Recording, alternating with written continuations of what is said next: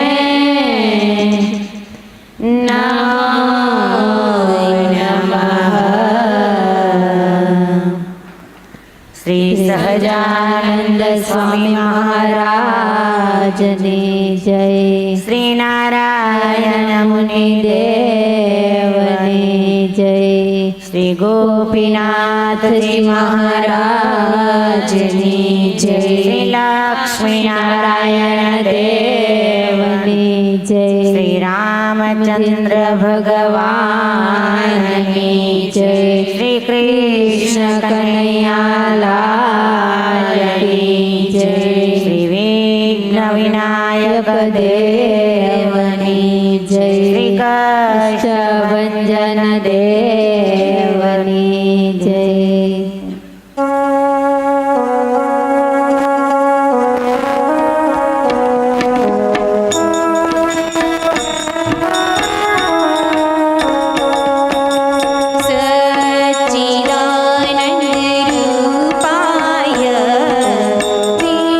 विश्वपत्यादि है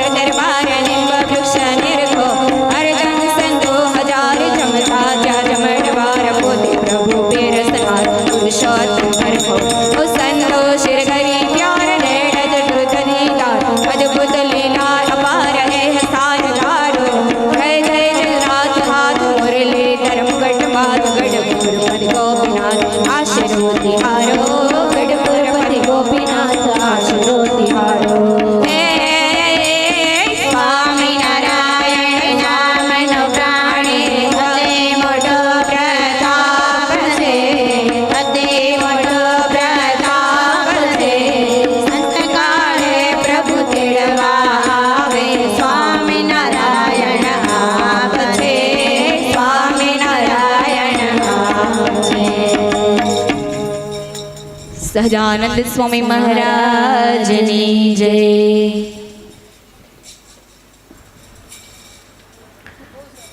પરમ કૃપાળુ પરમાત્મા એની કરુણામય દ્રષ્ટિથી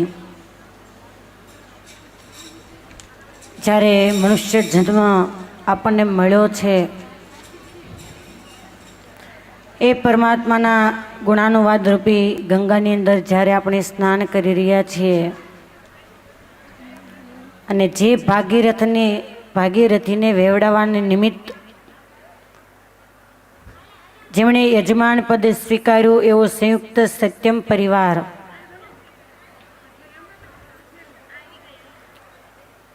એ પરિવાર આયોજિત શ્રીમદ ભાગવત મહાસપ્તાહ પારાયણનું જ્ઞાન યજ્ઞ જેનો તૃતીય દિવસ પરમાત્માનું કથા શ્રવણ કરતાં કરતાં જીવનની અંદર જે સુખની પળો કહેતા પરમાત્મામય જે પળો છે કેમ વ્યતીત થઈ જાય એ ખબર નથી પડતી.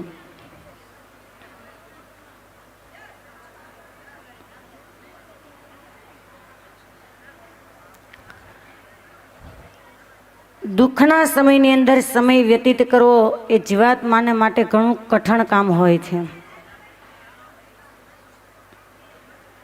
તમે વ્યવસ્થિત શાંતિથી બેસી જાઓ ને ત્યારે હું શાંતિથી બેસી જાઉં.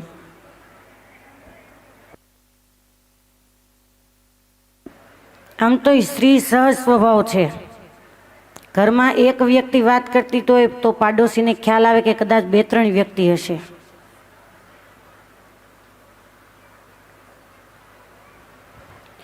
સુખદેવજી મહારાજ એ પરીક્ષિત મહારાજાને એ ભાગવતી ભાગીરથી કહેતા પરમાત્માના લીલા ચરિત્રનું શ્રવણ ગાન કરાવી રહ્યા છે. જેને અન્નશન વ્રત સ્વીકાર્યું કહેતા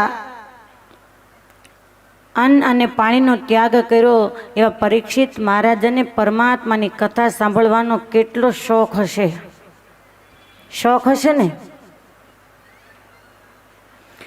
શોખ ન કહેવાય એ પરીક્ષિત મહારાજાને કેટલી તાલાવેલી હશે. શોખ તો એને કહેવાય કે આ પંચભૌતિકનું શરીર એને જે તમે ટાપક ટીપક કરી અને સજાવો છો અને એ સજાવી અને હું સારી દેખાવ એવા નિમિત્તે આ મંડપની અંદર બેસે એને શોખ કહેવાય. પણ સત્કાર્ય છે જેમ વ્યવહારની અંદર તૈયાર થઈ અને તમે જાઓ એ પરમાત્માના સત્કાર્યની અંદર પણ તૈયાર થઈને આવે પણ મુમુક્ષ તરીકે આવે, શ્રોતા તરીકે આવે એ ભગવાનનો ભક્ત છે. શોખ નહીં પણ તાલાવેલી છે. એવા પરમાત્માના લીલા ચરિત્ર જેના 6મ સ્કંદની અંદર પ્રવેશ કરતા ભગવાન વ્યાસ લખે નિવૃત્તિ માર્ગ કથિત આદો ભગવતાય નિવૃત્તિ માર્ગ કથિત આદો ભગવતાય નિવૃત્તિ માર્ગ કથિત આદો ભગવતાય નિવૃત્તિ માર્ગ કથિત આદો ભગવતાય કર્મયોગ પલબ્ધેન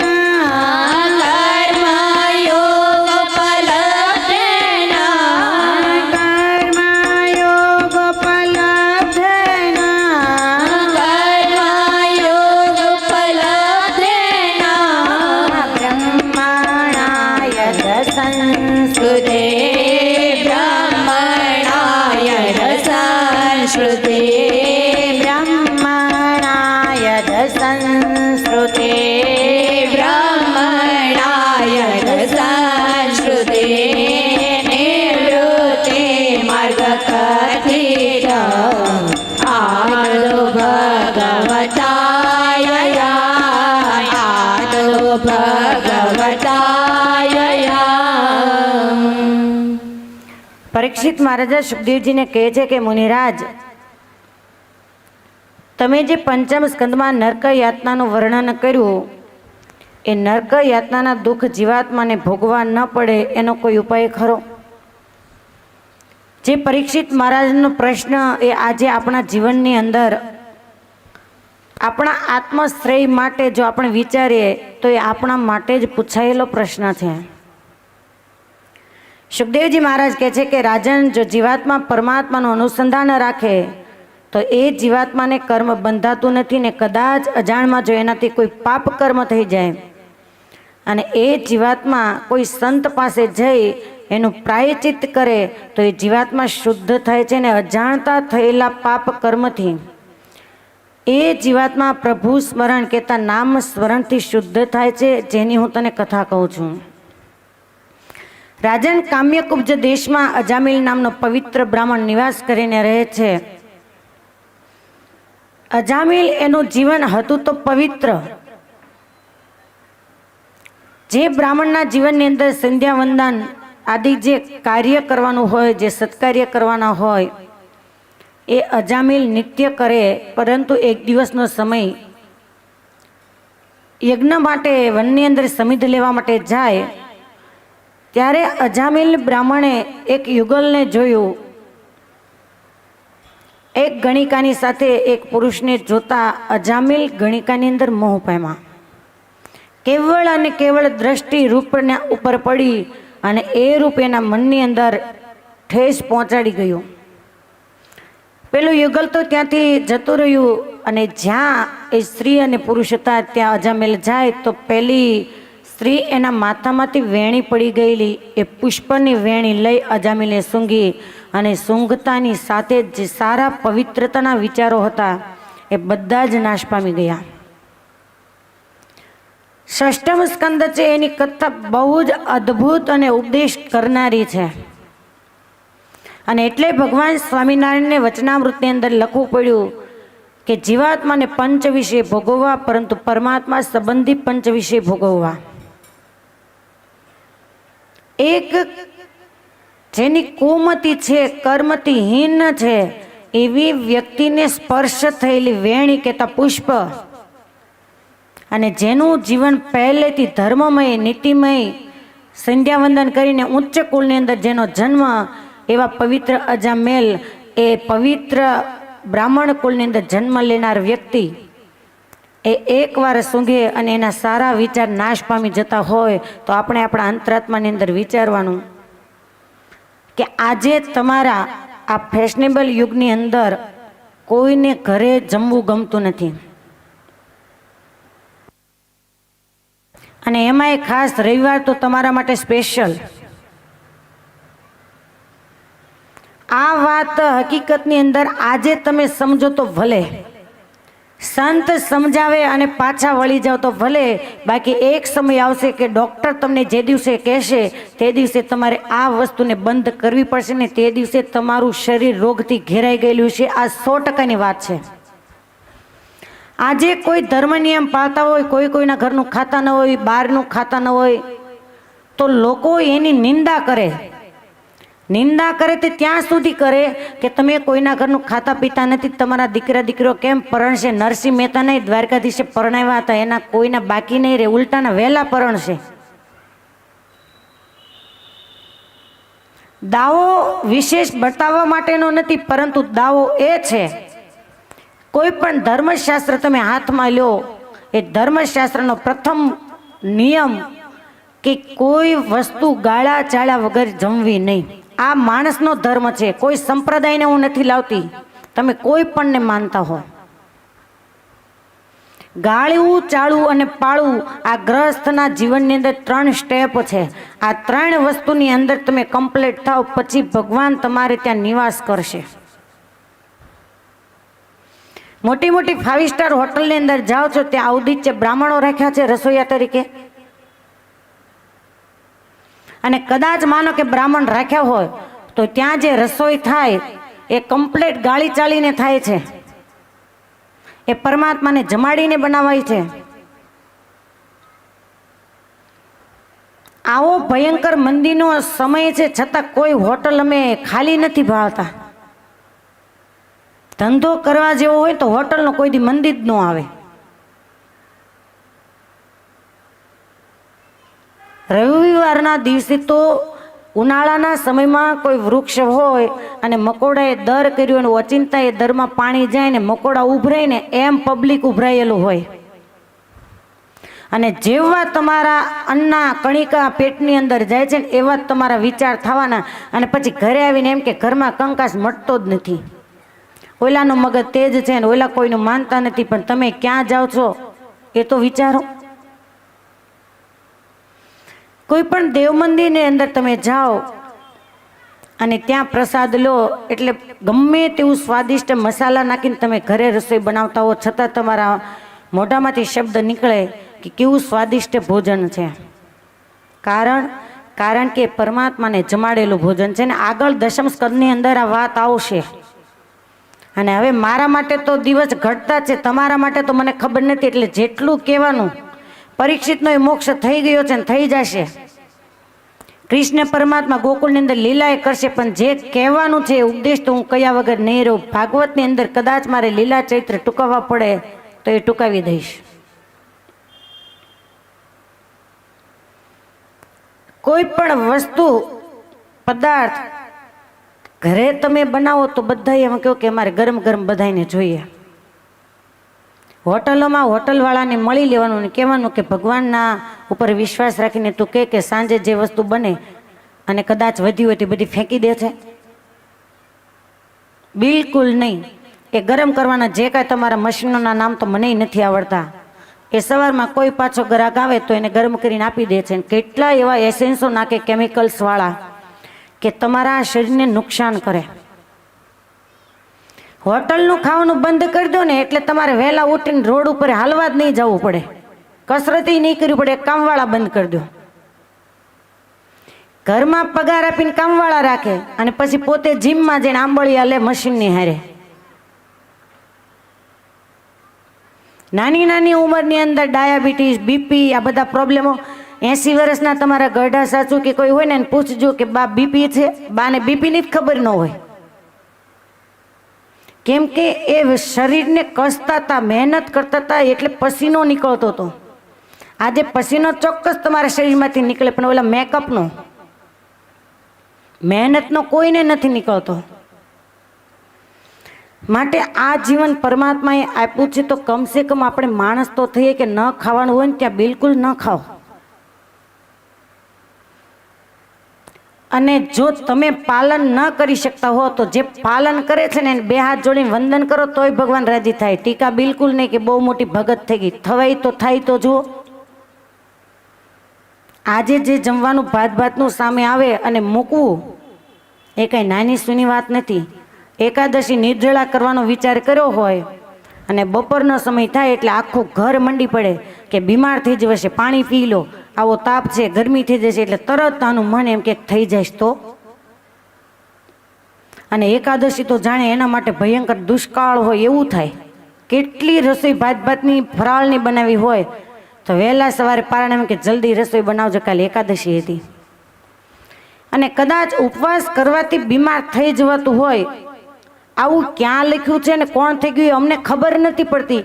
અમે જ્યારથી સત્સંગમાં આવ્યા ત્યારથી 12 ને 4 આ જીવન પૂરું થાય, 12 મહિનાની એકાદશી, અંધારી હોય કજવાળી હોય, બધાને નિર્જળા હોય. અમારે ક્યારેય હોસ્પિટલ ન જવું પડ્યું.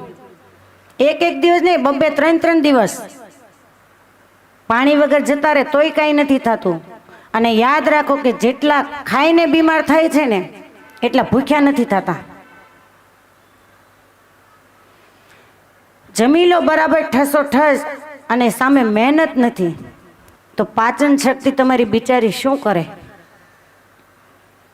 એટલા માટે તમારા જીવનને ધર્મમય બનાવવું હોય, તમારા જીવનની અંદર શાંતિ લાવવી હોય તો જે ઘરની અંદર તમે રસોઈ કરો છો, બહાર જવાનું આ બધું ઓછું કરો. 5 પૈસા કદાચ ત્યાં આપી દો, એનાથી તમારા ઘરની અંદર ખાડો પડી જાય એવું હું કહેવા નથી માગતી.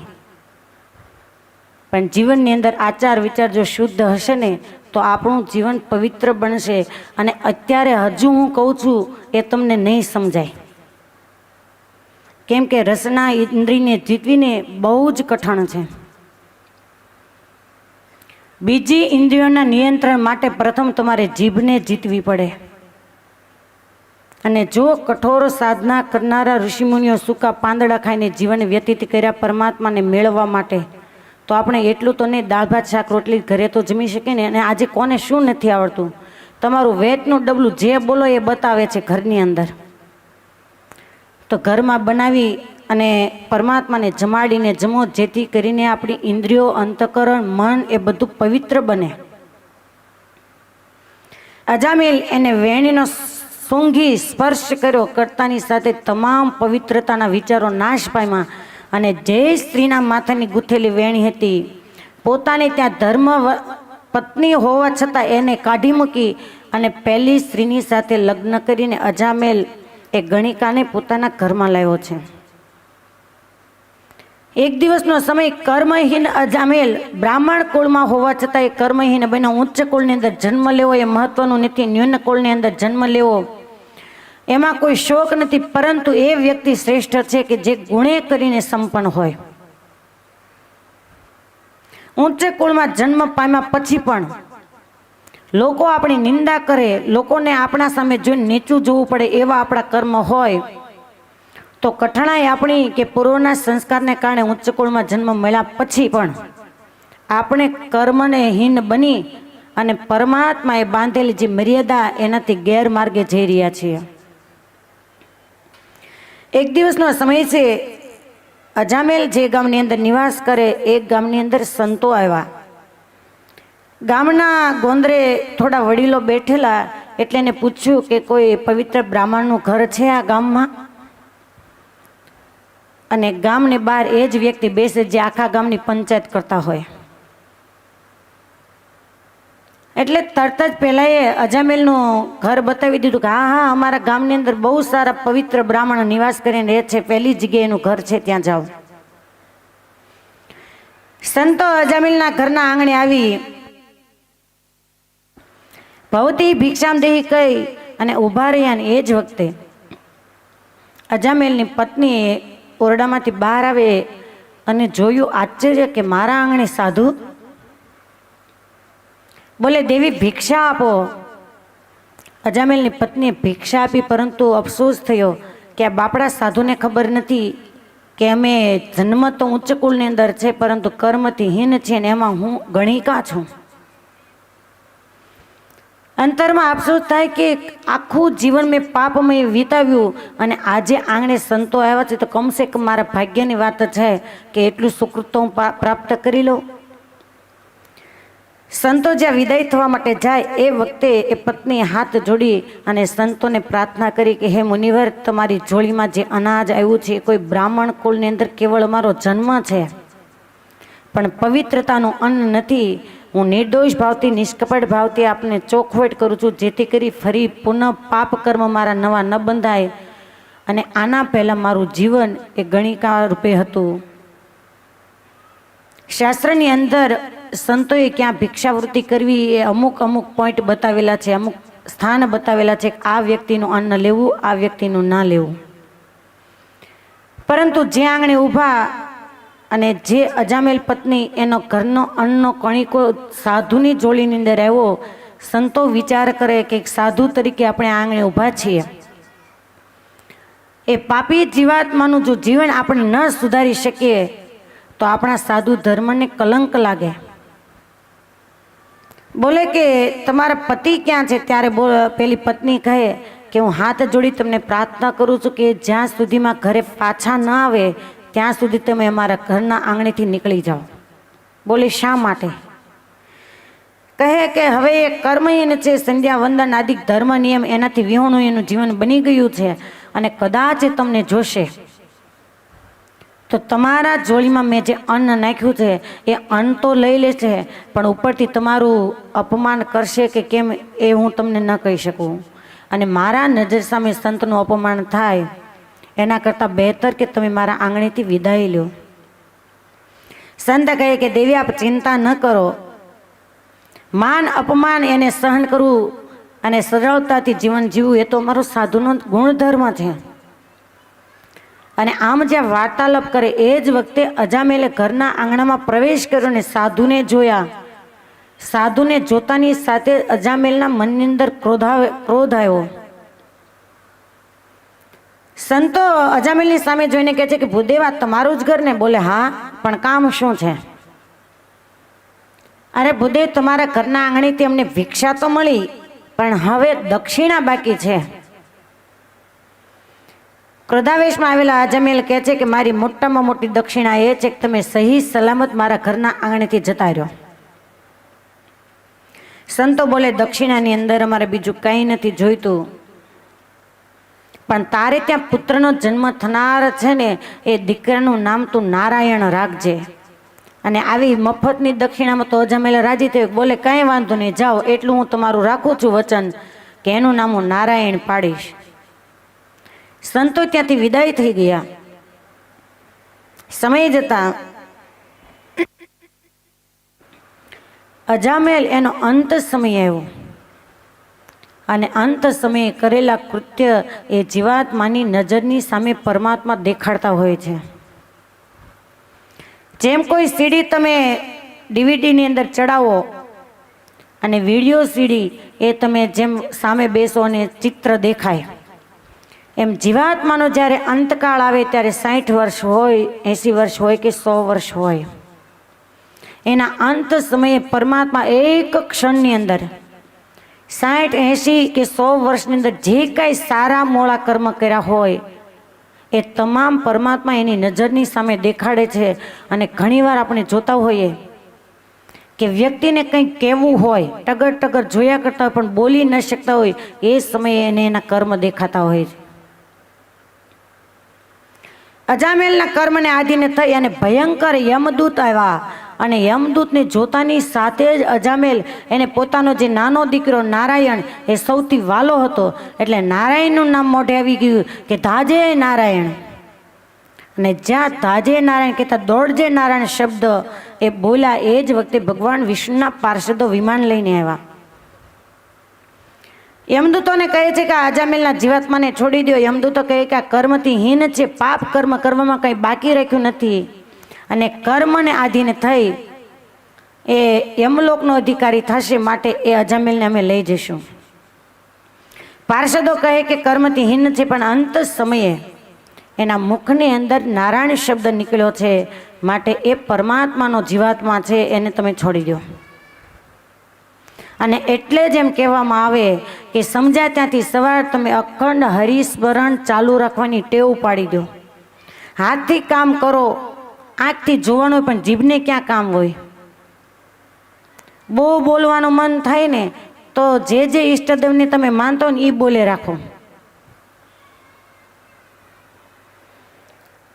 અજામેલ એને પાર્ષદો કહે કે હવે જો તમારે આ યમપાશમાં ફરી બંધાવું ન હોય અને કરેલા પાપ કર્મથી છૂટવું હોય તો તમારું શ્રેય સાધી લો, પરમાત્માનું ભજન કરી લો અને પછી વિકરાળ યમદૂતોને જેને જોયા હોય એને બોધપાઠ ના આપવો પડે કે તમે નારાયણનું સ્મરણ કરજો. અજામેલ પોતાનો ઘરનો ત્યાગ કરી અને ગંગા કિનારે જઈ અને પરમાત્માનું આરાધન કર્યું અને અંત સમય આવ્યો ત્યારે અજામેલ એના જીવાત્માને ભગવાન વિષ્ણુના પાર્ષદો ભગવાન વિષ્ણુના ધામની અંદર લઈ ગયા છે. ષષ્ઠમ સ્કંદની કથા સમજાવે કે હંમેશા કુસંગના પાશથી દૂર રહેવું. એક વેણી સૂંઘવાથી જો અજામેલ એને તો કદાચ સંતોનો ભેટો થયો ને આત્મશ્રેય સાધી લીધું. મને તમને શું ખબર કે એકવાર કુસંગીના પાશમાં આવી જતા આપણને કોઈ બહાર કાઢનાર મળશે કે નહીં? કેરીની સિઝન હમણાં જ આવશે. ઘરની અંદર દાબો નાખ્યો હોય ને એમાં એક ચાંદાવાળી કેરી હોય, એ કેરીને તમે સારી કેરી ભેગી મૂકો તો કદાચ 100 નંગ સારી કેરીના હોય, એ 199 નંગ એ 100માં નંગની ચાંદીવાળી જે કેરી છે એને નહીં સુધારે, એનું ચાંદું નહીં કાઢે. પણ એક ચાંદીવાળી કેરી એ કેટલી કેરીઓને બગાડશે. આનું નામ છે કુસંગ. આખી જિંદગી ભજન કર્યું હોય અને એને જો ભજનમાંથી પાડવા હોય તો એક ક્ષણ લાગે, પરંતુ પરમાત્માના રસ્તા ઉપર એને ચલાવવા હોય તો વર્ષોના વર્ષો તમારી માથાકૂટમાં જતા રહે, ત્યારે એનું હૈયો આ પાડે કે હું ભગવાનનું હરિસ્મરણ કરીશ. પવિત્ર ગંગાજળ જેને આપણે માનીએ છીએ કે હમણાં જ મહાકુંભ સ્નાન ગયું, કેટલાયના ઘરે પવિત્ર જળ આવ્યું હશે. એ મહાકુંભ ત્રિવેણીનું જળ તમે દારૂની બોટલ હોય એમાં એક ટીપું નાખી દો તો એ દારૂની બોટલ એ ગંગાજળ બની જશે? નહીં. કેમ કે દારૂની બોટલ છે એ કુસંગ છે, ગંગાજળ છે એ સુસંગ કહેતા પવિત્ર છે. કદાચ આખો ગંગાજળનો ઘડો ભર્યો હોય અને એમાં એક દારૂનું ટીપું નાખી દો ને તો પણ આપણે એમ કહેશું કે હવે એ જળ ઉપયોગમાં નહીં આવે. દૂધનો મોટો ઘડો ભર્યો હોય, એ દૂધને બગાડવા માટે એક ટીપું છાશ કાફી છે, પણ એક છાશના ઘડાની અંદર એક શેર લોટો દૂધનો નાખી દો ને તો એ છાશ દૂધ નહીં બને. બસ આવો જ કુસંગ માટે હંમેશા જે વ્યક્તિ નકારાત્મક વિચારવાળી છે કે આ તો બધા કીધા કરે કે ભગવાન ભજો ભગવાન ભજો, આ ઉપવાસ કરવાનો ને દેવ દર્શન કરવાનું એ તો પછી થશે, એનાથી દૂર રહેવું. પણ કોઈ એમ કે થોડો સમય છે, આજે એકાદશી છે, ચાલો મંદિર જઈએ. મોટી મોટી એકાદશીઓ આપણે ઘર કામ સિવાય કાંઈ નથી કરવાનું તો નકોરડા કે નિર્જળા ઉપવાસ કરીએ. આ દેહને તો જેટલું લાલન પાલન કરો એટલું રહેવાનું. માનસિકતા આપણી છે, એક વાત નક્કી કરી રાખી છે કે અમારાથી આ ન થાય. બાકી બધું જીવનમાં તમે ધાર્યું કરો છો, શું નથી કરતા. અને મનુષ્ય જન્મ મળ્યા પછી કોઈ એવી ચીજ નથી કે વ્યક્તિ ધારે ને ન કરી શકે. પછી વ્યવસાય હોય કે વ્રત હોય કે તમારા જીવનની અંદર આવતા કોઈ પણ દિવસ હોય કે તમારું કોઈ લક્ષ્ય હોય. સ્કૂલની અંદર બાળક ભણતા હોય અને એમ વિચારે કે એક્ઝામમાં 99.99% આવ્યા હોય તો એ 99.100% લાવવાની તૈયારી કરે. એ પરિપૂર્ણતાને ન માને, એ આગળ વધવાના જ વિચારો રાખે અને એ લક્ષ્ય સુધી પહોંચે પણ છે જેને વિચાર્યું હોય એ. સુખદેવજી પરીક્ષિત મહારાજાને કહે છે કે હે પરીક્ષિત, આવી રીતે અજાણતા નારાયણ નામ લેવાથી જીવાત્માની સદગતિ થાય છે, એવી જ રીતે નામ ઉચ્ચારણની અંદર ફેર પડવાથી વિપરીત ફળ આવે છે, જેની કથા હું તને કહું છું. હે સાંભળ હે રાજન, એક દિવસનો સમય ઇન્દ્રની સભામાં દેવગુરુ બૃહસ્પતિ પધાર્યા છે. દેવગુરુ બૃહસ્પતિ પધારતા ઇન્દ્રએ દેવગુરુ બૃહસ્પતિ એનું સ્વાગત ન કર્યું. કોઈ પણ ઘર આંગણે સંત આવે, બ્રાહ્મણ આવે તો ઊભા થઈ એને વંદન કરવું એ સજ્જનતાનો ગુણધર્મ છે. પણ આ ગુણધર્મ જો પરિવારની અંદર સત્સંગ હશે, પરિવારમાં સંસ્કાર હશે તો જ કેળવાશે.